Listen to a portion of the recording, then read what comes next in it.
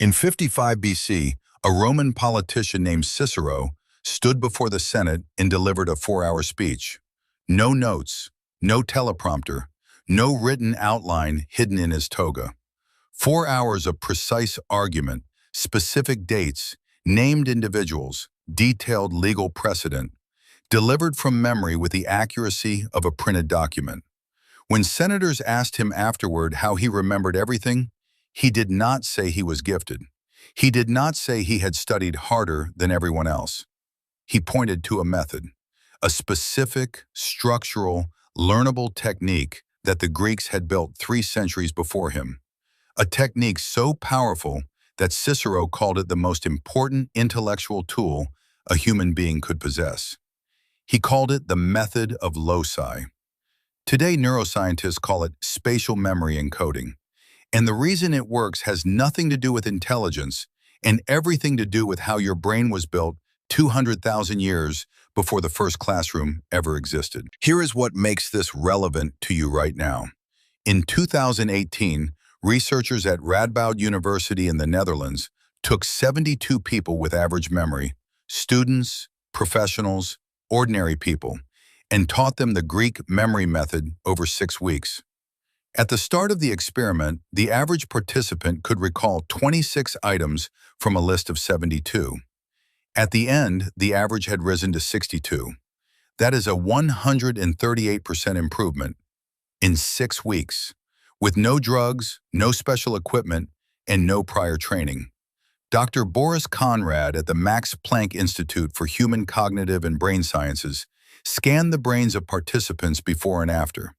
The change was not just behavioral, it was structural. The method had physically rewired the memory networks of ordinary people to function like the brains of world memory champions. That method is what this video is about. And the reason it worked for Cicero, for Aristotle, for every Greek philosopher who memorized entire libraries, and the reason it will work for your biology exam next Thursday is sitting at the end of this video. They did not have better memories than you.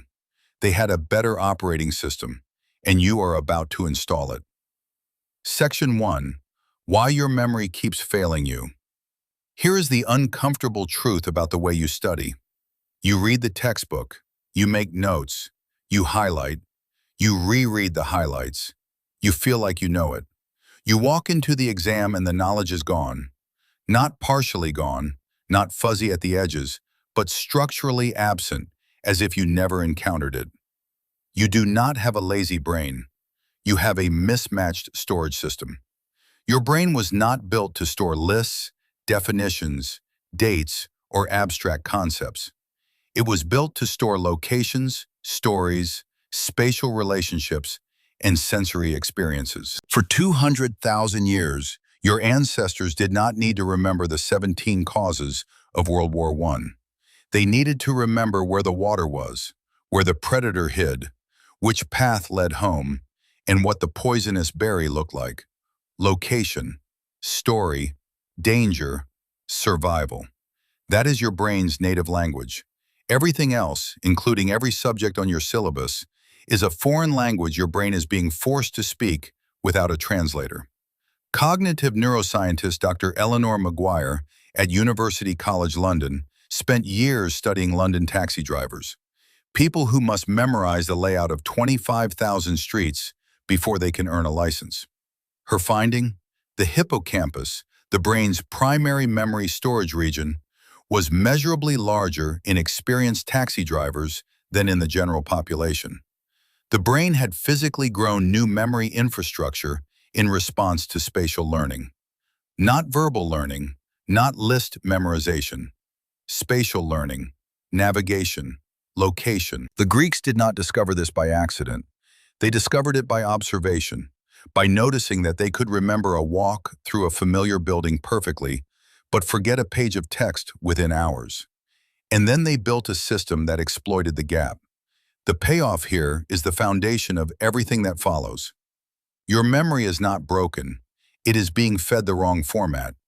The Greek method is a format converter. It translates abstract information into the language your brain was born to speak. Section 2. The first method, building the memory palace. Around 477 BC, a Greek poet named Simonides of Chios attended a banquet in Thessaly. He was called outside briefly. While he was gone, the roof collapsed. Everyone inside was killed. The bodies were so badly crushed that no one could identify them. Simonides walked back through the ruins and identified every single victim by remembering exactly where each person had been sitting when he left. He had not tried to memorize the seating arrangement. He had simply seen it. And his spatial memory, the location of each person in the room, had stored it perfectly. That moment is recorded as the origin of the method of Loci. Simonides realized that what his brain had done automatically with the physical room, it could do deliberately with any information, as long as that information was converted into images and placed inside a familiar space. The structure is precise. Choose a location you know completely, your bedroom, your school, the route from your front door to the nearest shop. Walk through it mentally until you can do it with your eyes closed. Every room, every corner, every piece of furniture. This is your memory palace. It already exists inside your brain. Now take the information you need to memorize. Convert each piece into a vivid, absurd, exaggerated image. Not a word, not a definition. An image. The stranger and more ridiculous, the better. Place each image at a specific location inside your palace. The first concept at the front door, the second at the coat rack, the third at the bottom of the stairs. When you need to retrieve the information, you walk through the palace. The locations trigger the images. The images trigger the concepts. The walk is automatic because spatial memory is your brain's oldest and most reliable system. The Radboud University study confirmed exactly this mechanism. Participants who used the memory palace did not just recall more items. They recalled them in sequence, with context, under pressure, and retained them weeks after the study ended. The control group, who used conventional study methods, showed significant decay within days. Your version is immediate. Pick your bedroom, right now. Map 10 locations in order: door, light switch, wardrobe, desk, window, bed, bedside table, bookshelf, mirror, floor. That is 10 storage slots. 10 concepts from any subject, encoded spatially, retrievable on demand. The payoff connects directly to Section 1. Your brain refused to store abstract lists because that is not what it was built for. The memory palace does not ask your brain to do something unnatural. It asks it to do what it does best. Remember where things are. The palace is not a trick. It is a translation. Section 3, the second method, the story chain. Aristotle did not just use location, he used narrative. He understood something that modern neuroscience would not confirm for 2,000 years. The brain stores connected events far more efficiently than isolated facts. A story, with cause, consequence, and character, activates multiple memory systems simultaneously: visual, emotional, sequential, spatial. The more systems engaged, the deeper the encoding. The deeper the encoding, the longer the retention. Dr. Uri Hassan at Princeton University spent years studying what happens in the brain during storytelling. His finding: when a story is told, the listener's brain does not just process the words. It synchronizes with the storyteller's brain, activating the same neural regions, constructing the same internal images, experiencing the same emotional responses. He called this neural coupling. Story is the only form of communication that creates this effect. Lists do not couple. Definitions do not couple. Timelines do not couple. Stories couple. The Greeks built on this deliberately. They linked memory images not just by location, but by narrative, creating a chain of events that moved through the memory palace like a scene from a play. Each image caused the next.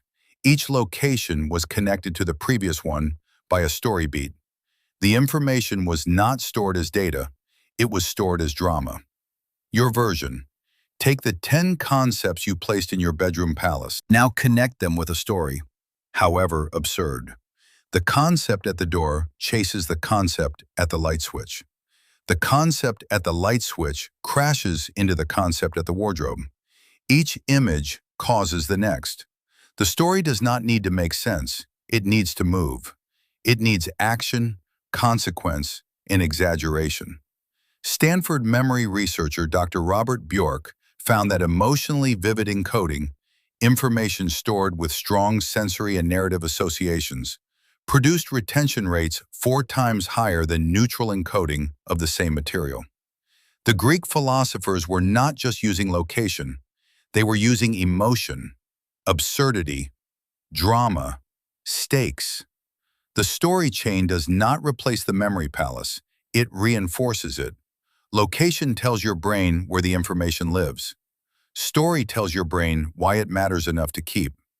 The payoff links back to section 2. The palace gives your information an address. The story chain gives it a reason to stay at that address. Together, they replicate exactly what your brain has always done with the experiences it never forgets. It gave them a place and a meaning. Remember Cicero standing before the Senate. 4 hours, no notes. Here is what he was actually doing during that speech. He was walking, not physically, mentally. He was moving through a memory palace he had built years earlier, a specific Roman building he knew completely, room by room, corner by corner. Every argument of his speech was an image in a room. Every piece of evidence was a location on a familiar path. Every counter-argument he anticipated was a figure waiting at a doorway. He was not reciting, he was navigating. And here is the part that should land in your chest. Cicero was not exceptional. His contemporaries described the method as common, taught to students across Greece and Rome as a standard intellectual tool, the way arithmetic is taught today. The Greeks did not consider this a gift for the extraordinary. They considered it a skill for the ordinary, available to anyone willing to build the palace and populate it with stories. Dr. Conrad's brain imaging study at Max Planck confirmed what the Greeks knew empirically. The method does not work because some people have superior memory architecture. It works because it activates memory architecture that every human brain already has. Architecture built over 200,000 years of navigating physical space and redirects it toward the task of storing knowledge. You have been trying to memorize chemistry using a system built for survival. You have been trying to store abstract concepts in a brain that stores locations, stories, and sensory experience. And every time the information disappeared, you concluded that your memory was the problem. Your memory was never the problem. The format was the problem. The palace is already inside you. You built it every time you walk through a familiar room. The story instinct is already inside you. You used it every time you remembered something that happened to you, not because you tried to, but because it had a place, a sequence, and a meaning. The Greeks did not invent memory. They invented a way to aim it. Aristotle memorized libraries. Cicero memorized 4-hour speeches. Simonides memorized the dead. You have a biology exam on Thursday. Build the palace. Walk through it. The information will be there when you arrive.